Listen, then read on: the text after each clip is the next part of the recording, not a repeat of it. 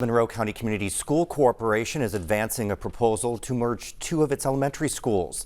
The district says it's part of an effort to balance the socioeconomic status levels of schools, but some parents say it's a band-aid and not a solution to the problem. WTIU explains what's next in the process and how community members can give input.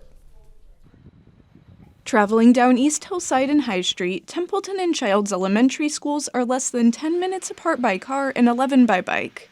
If the superintendent's proposal goes forward, the two schools could merge, Childs hosting pre-K through second grade and Templeton grades 3 through 6. Parents spoke to the school board for more than an hour at its meeting Tuesday night over concerns about the merger. Katie King has kids in Templeton's multi-age program. Since the pandemic, this is the first school year that's felt normal to her, and the merger would cause further disruption.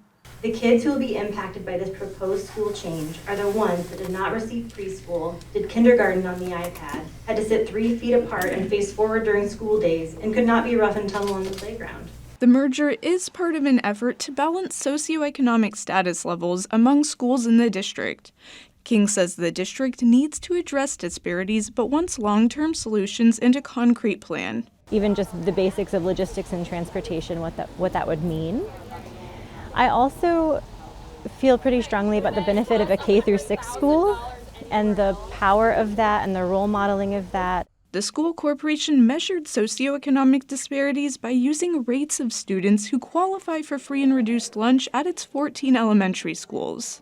Childs has one of the lowest rates at 15% of students qualifying. Templeton has one of the higher rates at 64%. In December, the board also heard a proposal to combine University and Fairview schools. It scrapped that merger idea Tuesday after parent feedback at the meeting concerning transportation and an ongoing transition of the district's advanced learning program to Fairview. Jason Winters attended Tuesday's meeting. He says the board's actions don't feel transparent. I'd like to know whether we've looked at all of the reasonable methods for balancing SES, including redistricting. I'd like to know if this is the best method that we've identified and what we've done to identify that this is indeed the best method. He says the district does need to address equity but wants them to have outlined goals and expected outcomes, which would be required in a redistricting process. They don't really have a great plan for understanding what outcomes they're actually going to measure, how they're going to measure those. They're basing everything on SES. Some parents at Tuesday's meeting said school redistricting would be a more effective strategy for balancing socioeconomic status.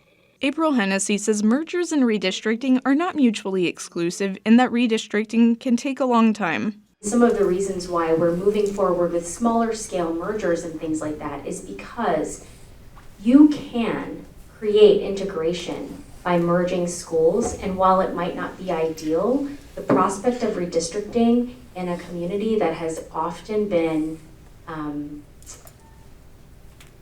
resistant to that is difficult.